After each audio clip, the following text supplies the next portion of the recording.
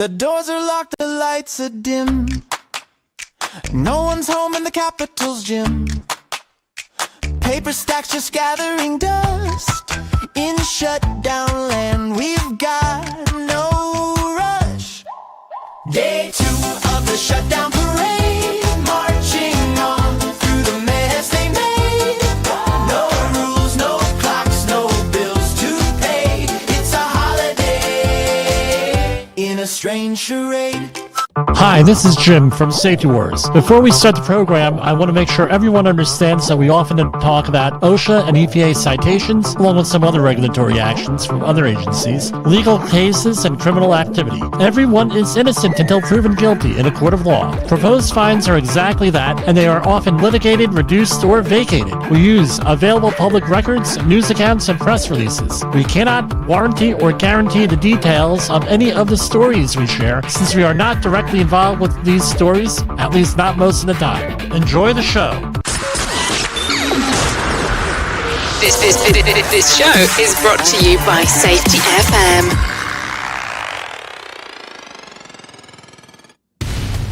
Hello, it's me, and yes, I forgot my hat. So, oh well. How's everybody doing out there? How's everybody enjoying? We could call it that, in the government shutdown. You know, it's like this. Right? It's like this.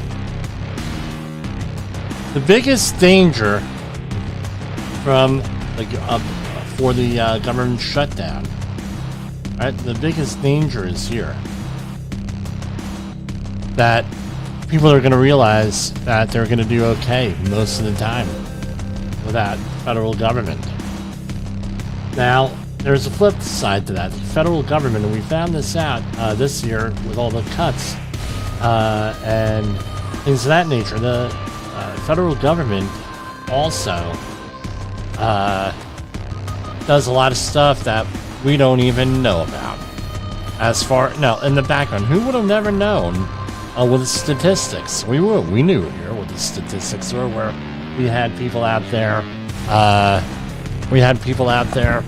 saying, well, here on this show, we question the statistics. Well, what do you mean? We question the statistics. Are the statistics necessary? Are they accurate? And everything else that goes on. I tell you what, we offended a lot of people there, but we ask questions.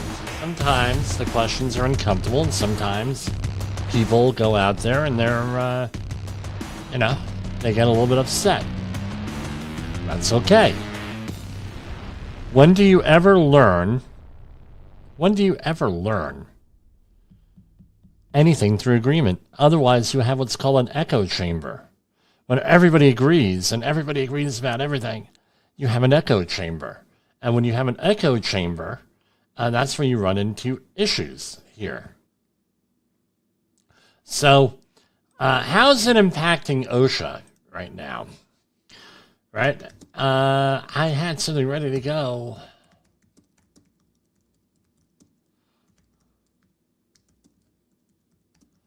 Let's look. No, I lost it here, right? So, this is from the AS from Literalert.com news analysis, right? The impact of federal government shutdown on OSHA.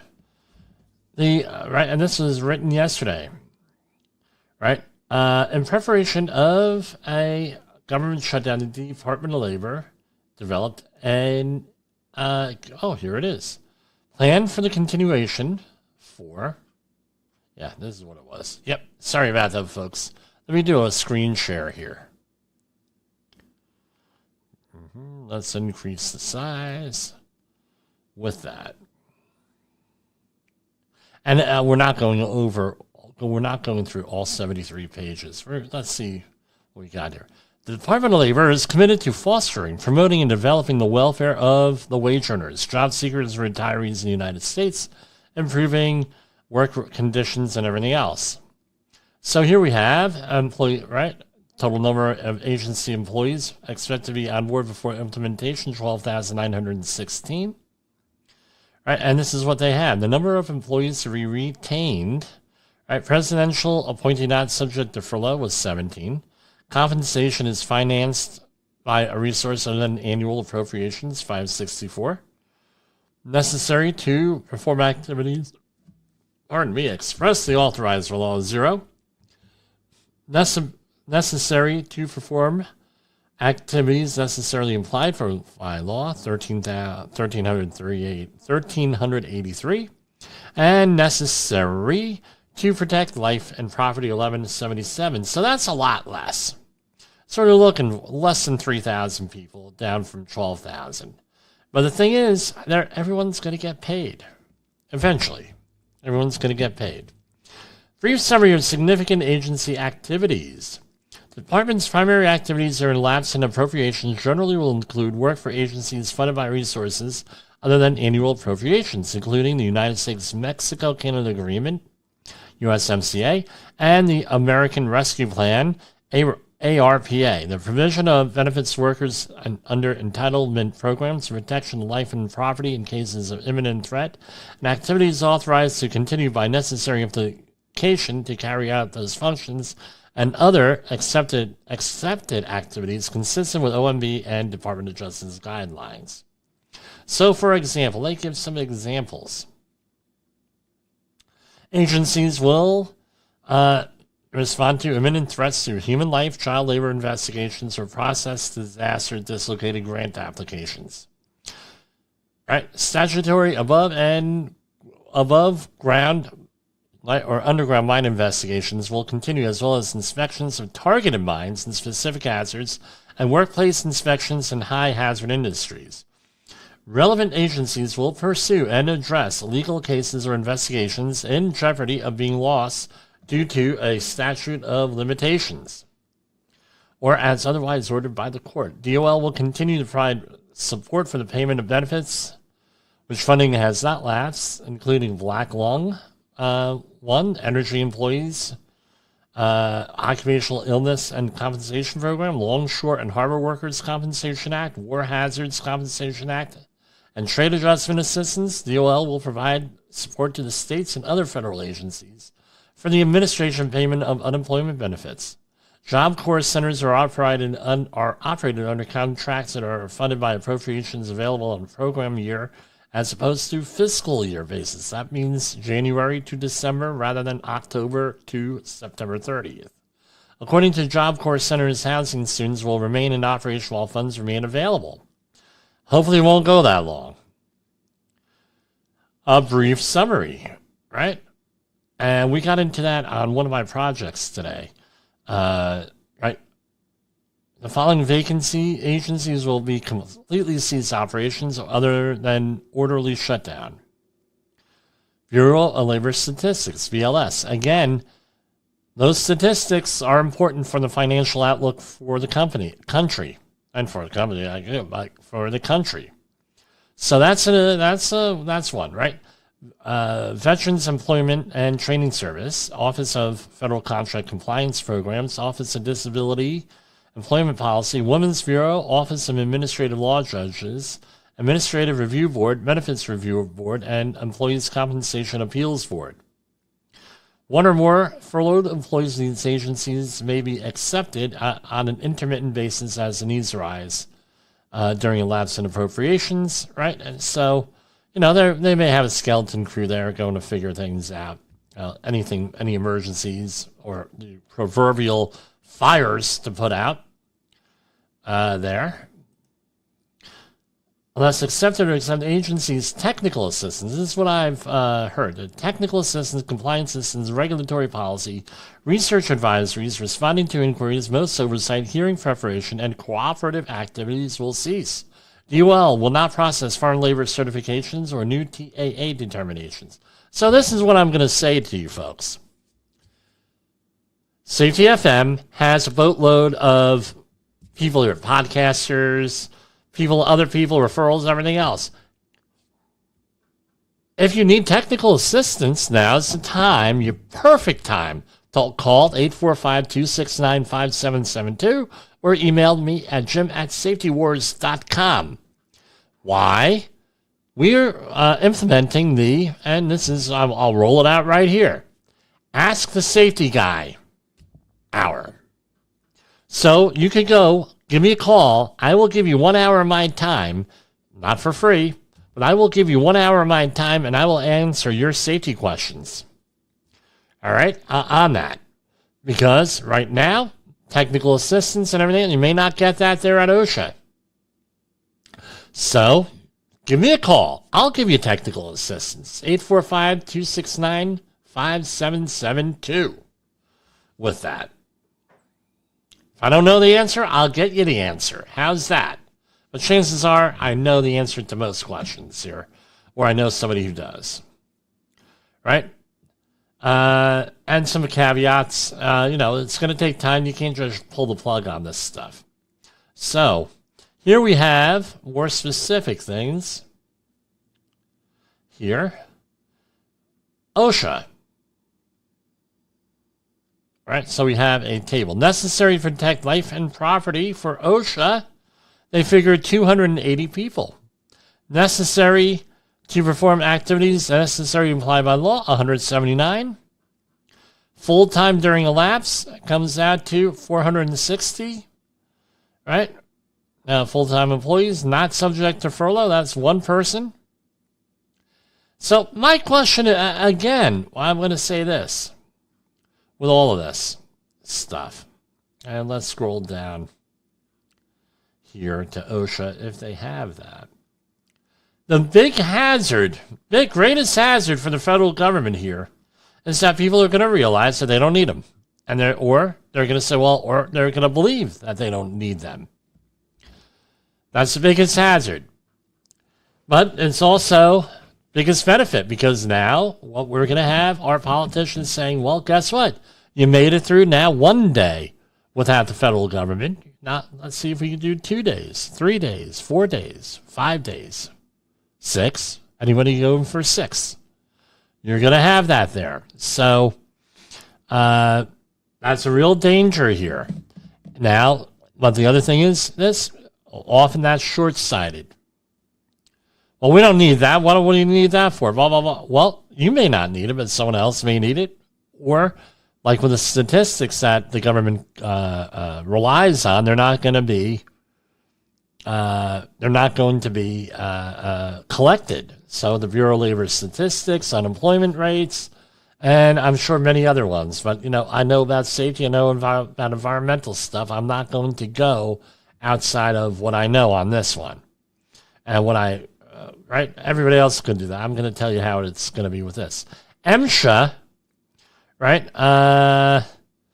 Right. So what they're doing is there's 1,590 employees. Total number of agency employees, 879 during a lapse. So they're still going to have this here. So they're going to have roughly 879 employees on payroll still. But actually out there doing their job with that. So oftentimes, so they're saying here, right, this is OSHA, 460 people. Here,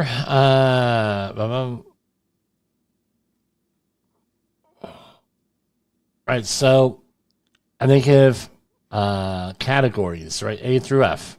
Necessary, right, and so these are the categories here. So, A, not subject to furlough, right? So, the Assistant Secretary for Occupational Safety and Health is presidentially appointed, Senate confirmed, and not subject to furlough. So we have F, necessary to protect life and property here, written here. So we have the number 1, inspection of imminent danger situations under Section 13 of the OSHA Act. Investigation of workplace fatalities, F. Investigation of safety and health complaints or other information, including reporting, receiving police, fire departments, or other first responders. Media sources or employers establishing that employees are potentially exposed, so imminent danger sort of stuff. They're not being furloughed. Review a whistleblower complaints. That's D. What is D? Necessary to perform duties. So those not being furloughed. Follow-up inspections of establishments and high-gravity serious violations. Is F. That's necessary. Enforcement activities needed to meet agency's 6-month statutory deadlines. D. They're not being furloughed. Orderly shutdown activities. D. Not being furloughed.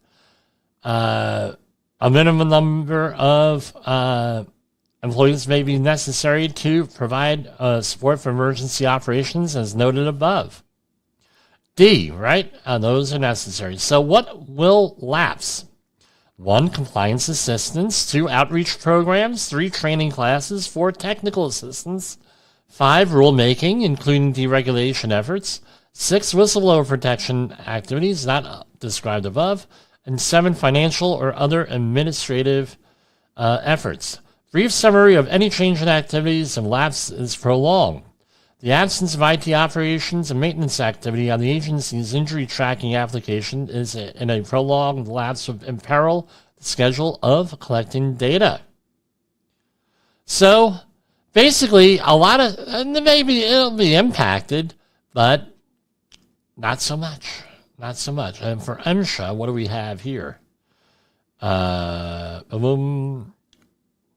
I don't know what any of this stuff means, but it looks like they're going to be doing some stuff. But here's what's going to cease during a lapse. Compliance assistant, minor training activities, Part 100 conferences, health and safety and education programs, collection of civil monetary penalties for violations of the Mine Act, approval and certification of underground mine equipment. All contracts will be issued a stop work order.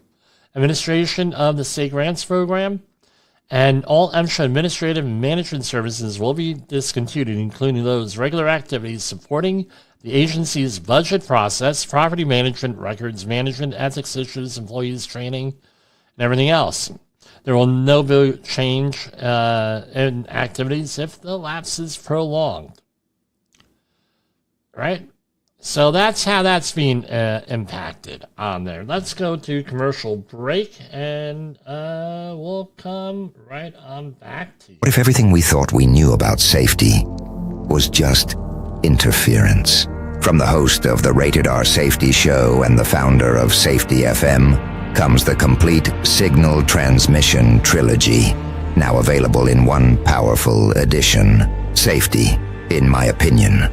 The book that started the conversation, Safety Mutation, where the boundaries of culture, systems, and belief begin to break. And now, Safety Transmission, the final piece of the signal. For the first time, all 3 books are together in one volume. The Signal Transmission Trilogy, Complete Edition. This isn't just about compliance. It's about consciousness. It's about decoding the way we think, lead, and live, inside and outside the system. Whether you've been following the signal since the beginning or you're just now tuning in, this is the version to own. Search Signal Trilogy on Amazon or visit safetyfm.com to get your copy now. This is gonna blow your mind. There's a new daytime talk show on your local cable access station. What happens when safety, scandal, and heartbreak collide? Welcome to Safety Wars, the talk show. Today's episode is a doozy. Imagine confronting your unsafe supervisor who just happens to be your ex-wife's new hubby. Talk about a powder keg. But wait, there's more. We've got an exclusive interview with a corporate exec who's taken out life insurance policies on his riskiest workers, hoping to cash in on a deadly mishap. Yup, you heard that right. It's a real-life plot twist you can't make up. Tune in as Jim Posel, CSP, our very own Jerry Springer of safety, dives deep into this explosive confrontation. Sparks will fly and secrets will be exposed. Catch the full episode on Safety Wars on YouTube and your favorite podcast platform. Don't miss out on the drama that could save your life. Like and share now, and stay safe, folks.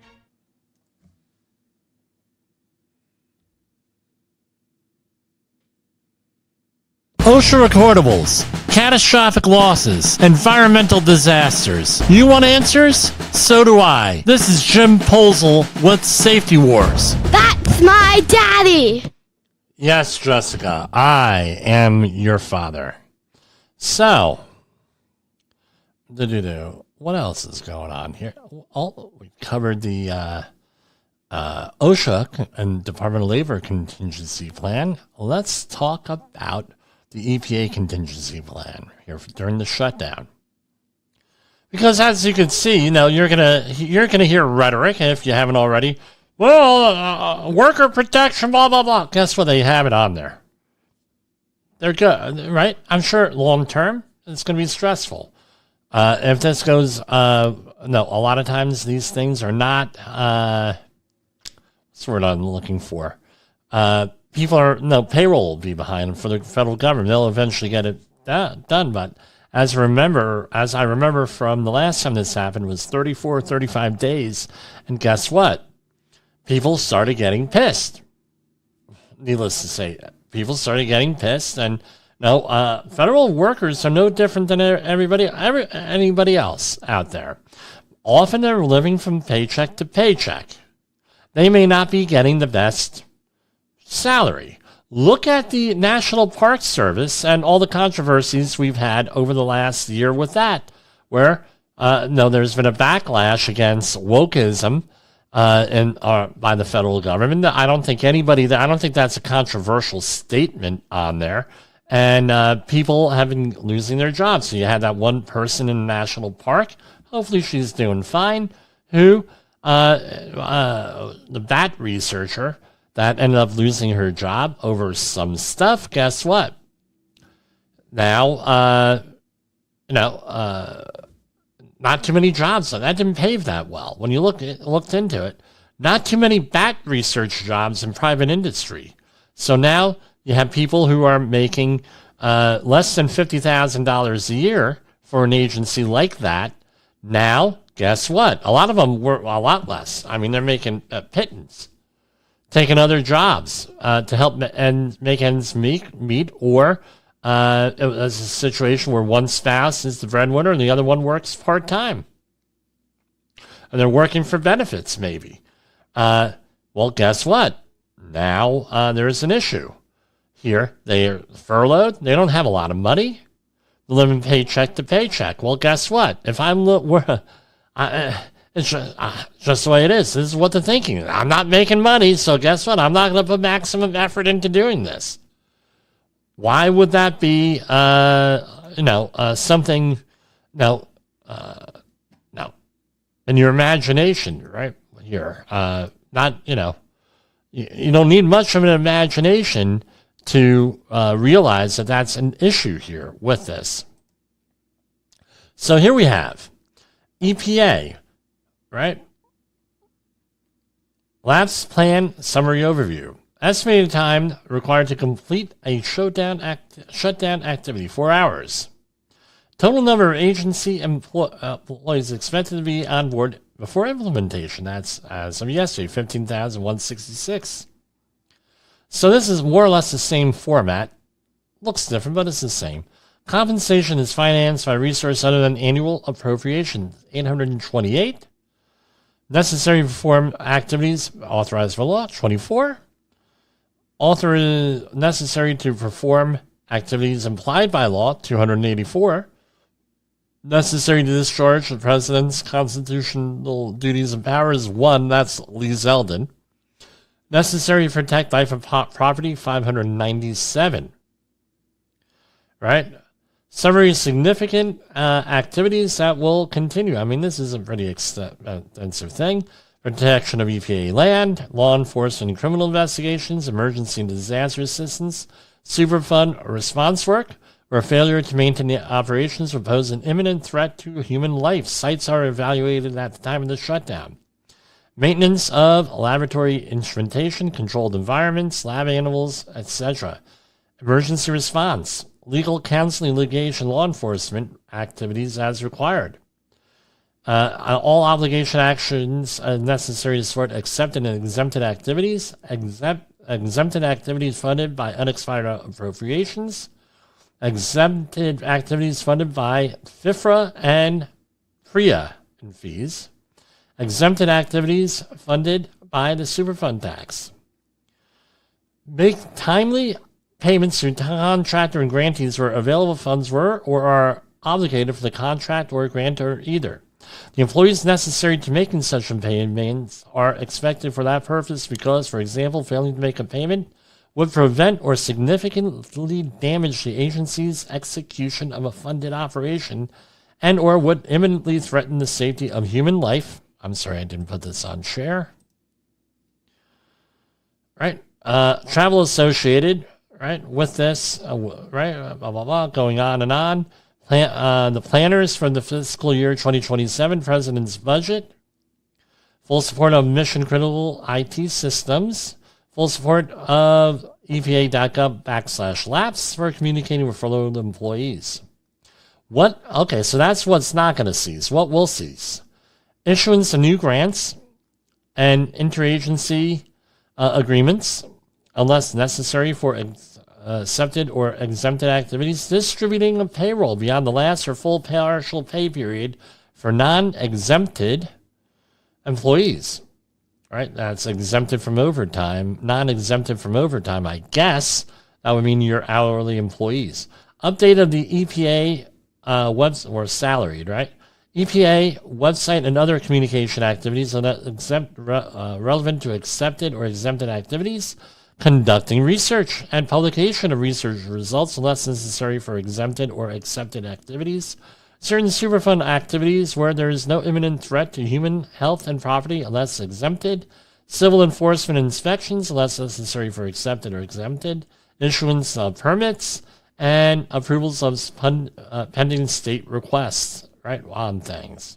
So that's basically what it is. So what is my point? Again, and they have things in here, right?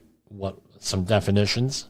My point, if things run pretty smooth during the shutdown or furlough, what's the politician going to say? Well, we did pretty good. This is a posal prediction here. I make so many freaking predictions. I don't share them here because I'm going to sound like the other wars guy out there. I'm going to start sounding like InfoWars. And maybe, I understand negative lens, negative connotation. But, when they make a million predictions, unfortunately, many of them come true. But the prediction I'm going to make is, watch. Why do we have these programs? They're right? They're not essential. We do pretty good without them. Why do we need them? And then there's going to be questioning. And as we know, people in our society do not like questioning nowadays. Question this. You're this. You're that. And this has been going on since the 1980s here. For people like me, been going on since the 1980s with things. Well, why are we doing this? Well, you're this, you're that, you're a bad person, bad word, bad person, bad word. And then it goes the other way, right? Then you name call them back and forth, right? So my son is playing football now for his middle school. And he says, Dad, they're doing a lot of trash talk. And I said, well, what the hell do you expect? It's football. Of course they're going to give you trash talk. But I said to him, and he told me some of the words that I said, let me explain it to you. Some people could say those words, nothing happens to them. You say those words, those same people who said that were saying the words first are going to go and complain and cry to other people about you. So I tell you what, don't do it. Don't fall trap to it. Become a stoicist. But a former mentor of mine, you've all heard of him. We won't go into names. Otherwise, they will call me names. Right? He said, he lamented back in 2004, I believe it was. He spoke in front of CPAC, Conservative Political Action Conference, that his greatest fear is that we're moving away from debate and discussion, and we are moving toward treating politics as sport. And I think that was a pretty good observation back then. Because right now, what are we seeing? Politics as sport. Have we improved things in this country since the mid-2000s? We can make that argument mid-1980s, mid-1970s, mid-1960s. Some would say the Camelot period ended in this country in November 1963 with the assassination of John Kennedy.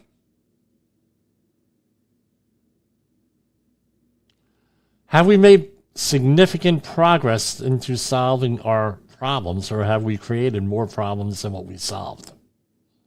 And is it because of this politics as sport? This is, Republicans good, Democrats bad. And then, right, and it goes right on the other one. Democrats bad, Republicans good. Democrats bad, Republicans good, then Democrats good, Republicans bad. And then now you have the population where everything is bad. Buckle up, safety warriors. We're headed for a pretty rough ride here. From the front lines of the safety war, it's Safety Wars, with your host, Jim Posel on Safety FM. Get ready to face the harsh reality. Is your safety training old, stale, and hackneyed? Is your safety trainer still preaching a warped version of behavior-based safety? How about safety training that actually addresses your hazards in your workplaces and is not standardized baloney from 25 years ago? Contact the Safety Wars team at safetywars.com or call Jim Posel at 845-269-5772. Remember, if you're receiving this message, you are the solution to unsafe workplaces.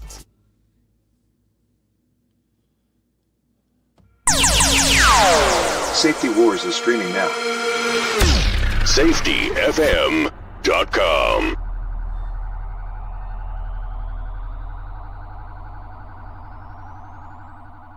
So today I did something. I had a solemn duty, I felt, today. We heard of him. If I haven't mentioned his name, I will. You've heard some of the stories that I've shared over the years. Close to 500 programs here. Recently, a very dear friend of mine passed away.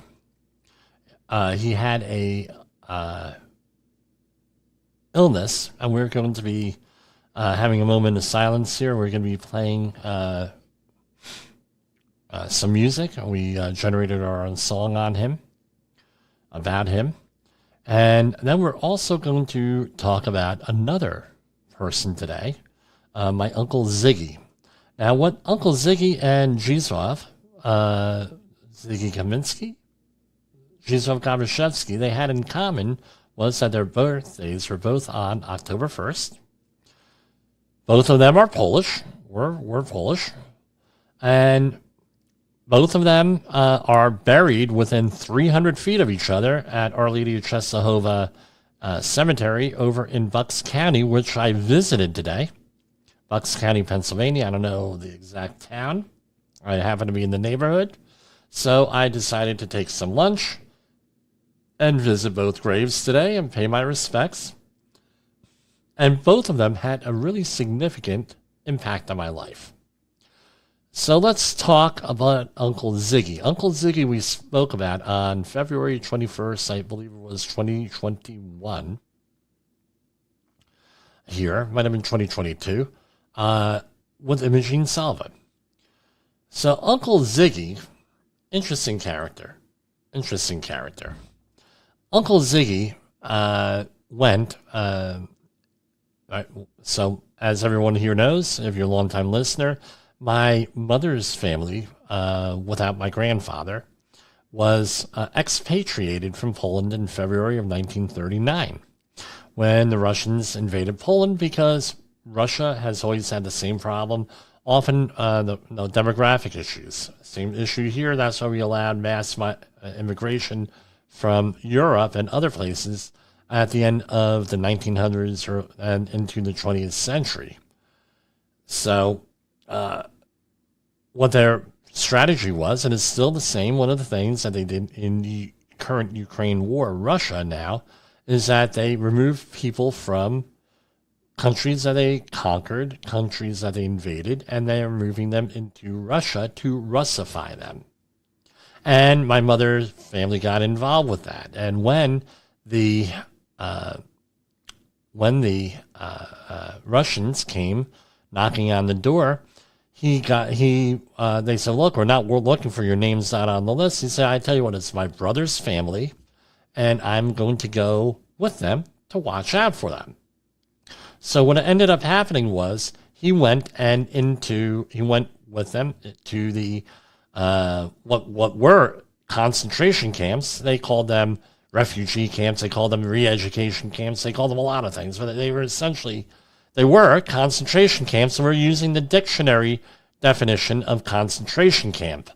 And if you don't know what the dictionary definition is, you could go and you could look that up for yourself. And it's not only what happened in Germany with the Jews. It happens all over when fascists and when communists do things. They put people into concentration camps, and they often commit genocide. In effect, different ways. Germans actively killing people. Russians actively starving people and withholding medical treatment, using them as slave labor, both right with that as slave labor. Way it is. With the Jews, obviously more horrific, more people, and everything. I'm not just saying one was worse than the other, because from the context of the people going through it, things were pretty much the same. It's only us that has the luxury of hindsight. Us that have the luxury of hindsight to evaluate this stuff. And then we have people making judgments here. And some of them are warranted, some are not. But I digress. Because the last time I said concentration camp on this show, people went out and lambasted me. Well, that wasn't as I was, and I said, here's the Oxford definition of it.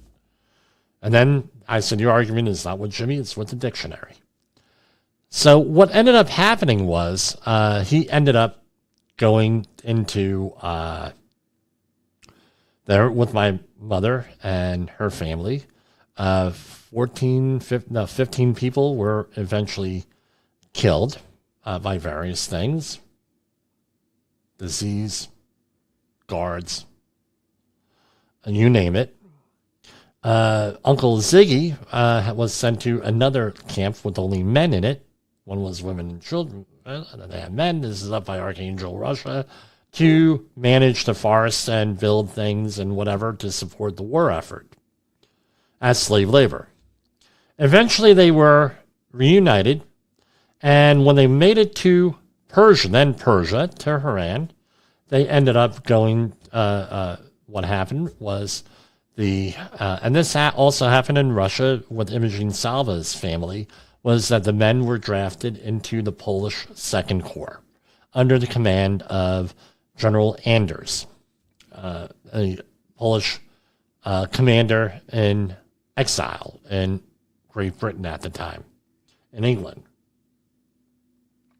My mother did not see him again, and this is about 1943, did not see him again until they met again in the United States with that. And we have some nice family photos. No, I didn't really have time to find them, but nice family photos of him in North Africa, in Egypt, pyramids. Ended up, he fought in the Battle of Monte Cassino, which is famous battle for the Polish Second Corps. He had been a explosive expert, as he described it, right during the war. But I think everybody was an explosives expert. But I'll take him on his word. And eventually, there he developed, had a family, had a thriving real estate business. He worked in New York City, doing various things. Where the building where the original computer for the stock exchange was, that was one of his, he worked there. He wasn't a trader or anything like that, but he did work there, and enjoyed a very long retirement there, and where he had a thriving insurance business. Where if you were in Hudson County and you needed life insurance, and you were in the Polish community from about the 1960s to the early 1990s, guess what? You got your policy through Uncle Ziggy. Way it was. And I still, every once in a while, up until recently, you were Ziggy's nephew, weren't you? Yeah, I was Ziggy's nephew. Right? Blah, blah, blah. They remember me from the Polish National, Polish National Alliance events from when I was very young with my parents and the, pardon me, and the other things. So, great guy. But if it were not for him looking after my mother's family, right, and all those people when he was able to, chances are I wouldn't even be here. So, with that, and he passed away in 2002, and rest in peace, Ziggy. The second person that we're going to talk about is, again, another Polish person. He passed away a couple of months back from ALS, Zdzislaw Gabryszewski. If it weren't for Zdzislaw, and he was a listener here, if it weren't for Zdzislaw, I would not be here doing this for you. So how did I meet Zdzislaw? It was 2005. I was working at the Bayway Refinery, and he needed some help, and I was working for a contractor there, and he needed some support work for what he was doing, some work, and he knew I knew a lot about lead-based paint, and so what he did was he said, okay, well, I need some help here. Can you do this? Can you do that? Can you do this? I said, yeah, certainly, and we developed a relationship, and he said, oh, you're Polish? I said, yeah, my mom is from Poland. Father from the family from most immediately was from Germany, but later on I found out that both sides of the family came from the same part of Poland. Way back when, according to thank you to the DNA analysis, 23andMe, and Ancestry.com. But anyway, we go, and again, the Polish people try to stick together. Polish community does not like the money going outside the Polish community, and if they can help it, right? Even for the second and third generation Poles. And a couple of years later, one of the companies he was affiliated with had a catastrophic incident. Made the Polish news, believe it or not. We got a phone call from my cousins in Poland, and they said, did you hear about blah, blah, blah, blah, blah? And my mother said, yes, we have heard about it, and Jimmy is one of the investigators on it. So I had helped him and that organization go through and manage a situation, and I started working for them. And then they had another situation come up, and they needed a full-time safety person. So Zdzislaw said, hey, I know somebody. Hey, let's give Jimmy a call. Here, so, hey, Jimmy, hey, Zdzislaw, hey, would you like to come over here? We'll have lunch. Now, come on over to my office. I'll show you around. We'll have some lunch. What do you think? I said, yeah, certainly. I went over, and that was December 16th, 2009. 2008? No, 2008. 2008. How do I remember that? My mom's birthday, December 16th. And we helped with that situation also. Nobody got hurt or anything like that. It's just more of an administrative type thing there. And I stayed there until 2019. What he said was, Jimmy, you got to go and you have to you're good, but there's much you must learn. I said, okay. And he said, well, you have to go for education. I said, okay. So he made sure, I had already had a master's degree. I had one credential then, and he made sure that and when I was running for office, he supported me, made donations, and got the Polish community behind me in a lot of ways in that area. And what he ended up doing was made sure I got my credentials, made sure I got the ASV, made sure I got the CSV, made sure I got the CHNN. Because, again, I'm working with him as I was one of his subcontractors, but it worked out for him better to have somebody with better credentials than the people we were working with. Right? Eventually, and I told the story other times, all of a sudden they don't want you around anymore when you have more credentials than they do. And one of their arguments was none of the contractors, and you especially, you don't have credentials.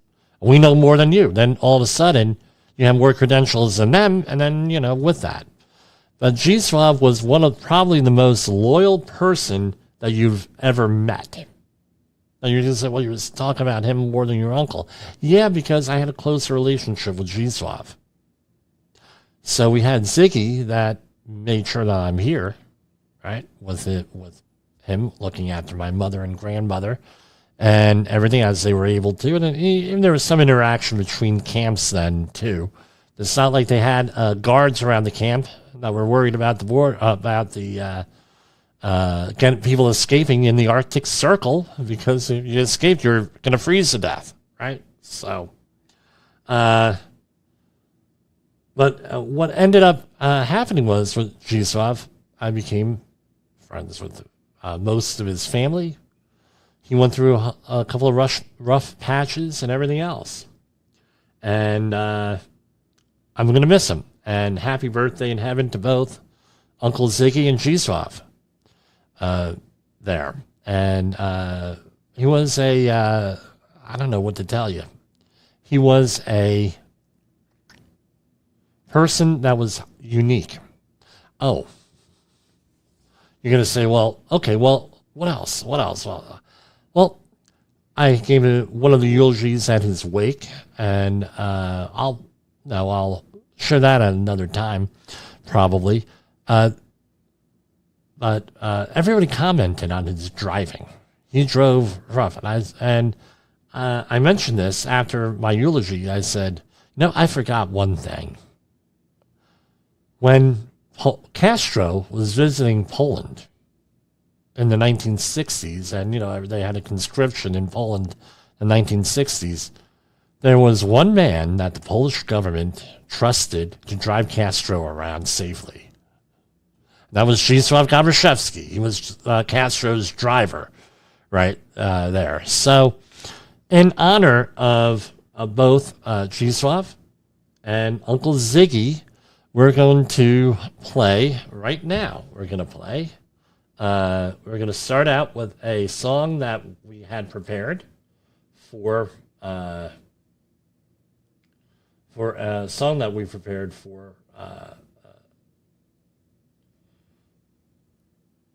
Zdzislaw. His family found it very comforting. And we're going to share that for you right now. Give me a second here.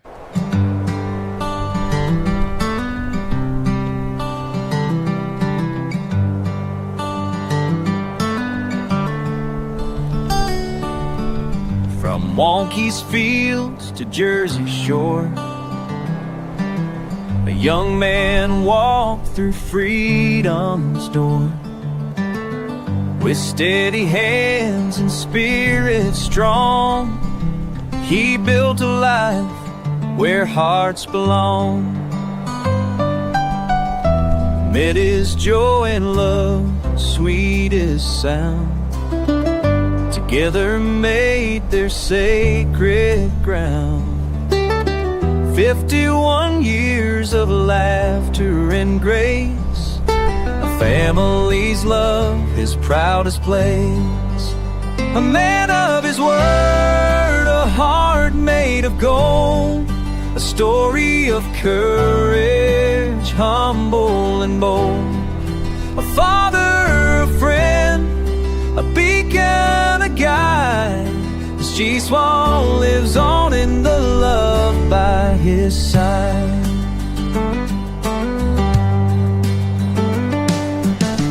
At Bayway's gates through steel and flame,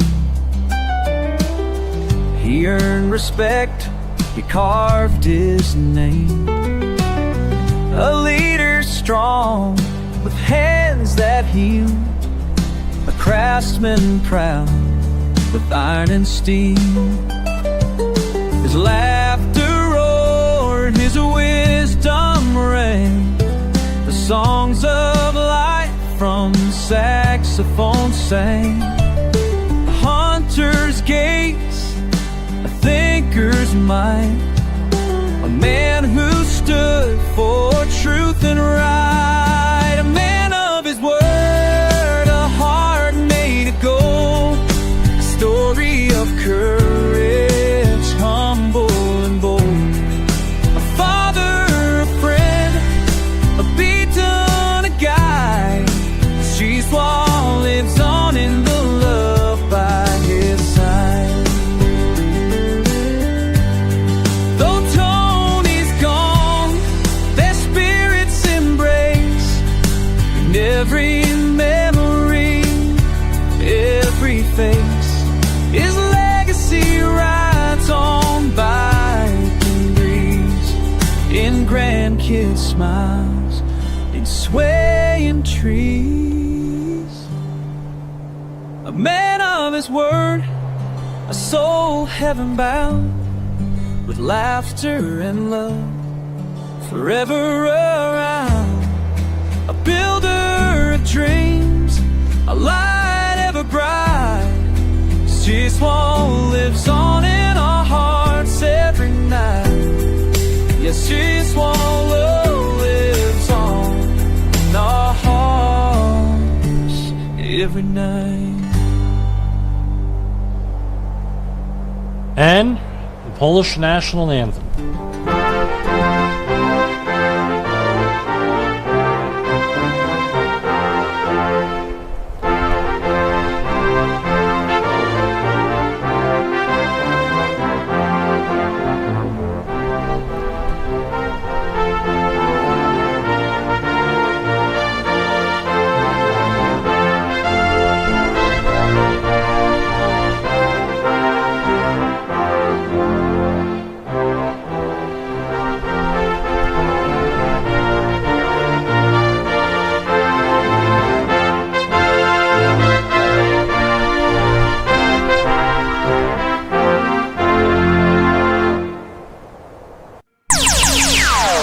Safety Wars is streaming now.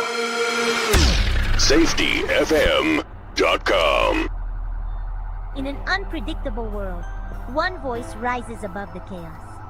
Meet Jim Polzo, a seasoned safety expert who's navigated through some of the most dangerous scenarios, from anthrax, explosive cleanups, disasters, and numerous environmental cleanups, and lived to tell the tale. Now he's bringing his wealth of knowledge, insights, and experiences to you through Safety Wars. From workplace hazards to the hidden dangers in your own home, Jim covers it all with his engaging storytelling. Safety Wars isn't just a podcast, it's your guide to a safer world. Join Jim Polzo and become part of the Safety Wars revolution. Available on Spotify, Apple Podcasts, YouTube, and wherever you get your podcasts and videos. Safety Wars. Your safety is our mission. So, I hate to keep, this is another,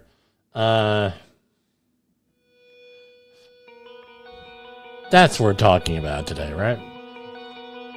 Hate to, have everything, this is meant to be a happy, I'm trying to build people up here. However, I would be entirely remiss if I don't mention Jane Goodall, who died today at 91. So your younger folks may not know who Jane Goodall is. I mean, believe it or not, I've seen a lot of women, maybe a few men too, dressed up as Jane Goodall for Halloween, because that's not to scare people, but to, in honor of her. Well, what was she? I talked to young people. Who's Jane Goodall? Who the hell is her? Who the hell was her? She was probably one of the greatest scientific minds of the 20th century. I rank her right up there with Einstein, Oppenheimer, Tesla, Marie Curie, You name the scientist, there was second to none with her. All right, that's my opinion. Here's the thing. She transferred the understanding of humankind. When I first saw her, now again, I've been reading, National Geographic for my entire life. Unfortunately, my father's subscription just ended last month, right? So I had been reading his National Geographics right there. But here's one from the LA Times. Jane Goodall, the trailblazing naturalist whose intimate observations of chimpanzees in the African wild produced powerful insights that transformed basic conceptions of humankind. A tireless advocate for preserving chimpanzees' natural habitat, Jane Goodall died on Wednesday morning in California, natural causes. Goodall's discoveries as an ethologist revolutionized science.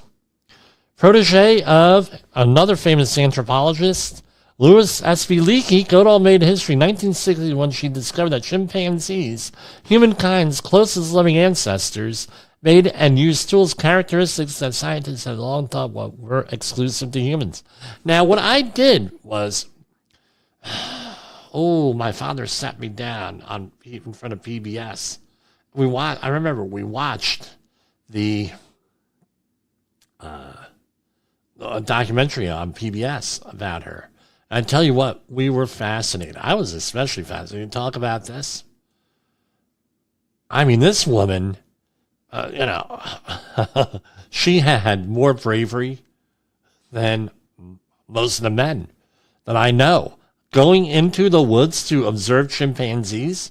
And believe me, it's not like they're all cheetah from Tarzan here, right? Well, cheetah is very gentle, but I mean, these are not, again, okay, they're our closest living relatives here in the DNA pool, but they're wild animals.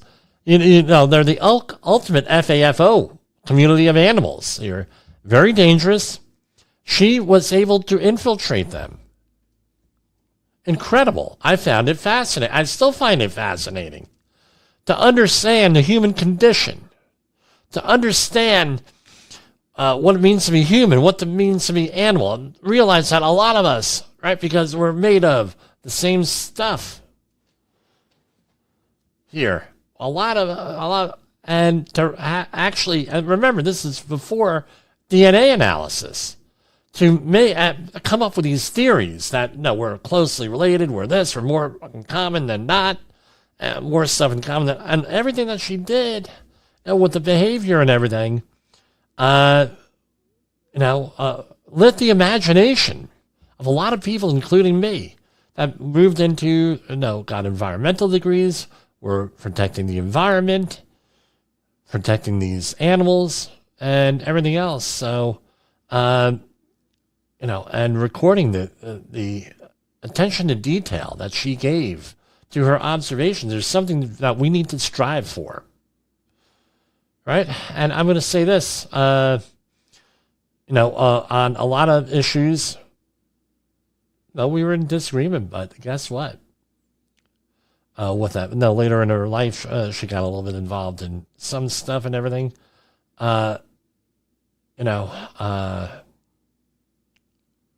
Respect, the ultimate respect for her.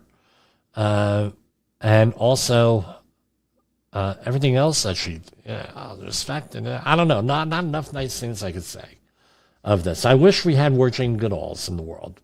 My question is this: who's going to be the next Jane Goodall? It could be you. It could be your children. Right? Build on her work. That's the best way you can do to honor her, is to build on her work. With that. And it's always very sad when a gifted mind like this is no longer with us. That's all I have for tonight. So with that, and we will, God willing, see you tomorrow for Safety Wars and the Safety FM Network. This is Jim Posel.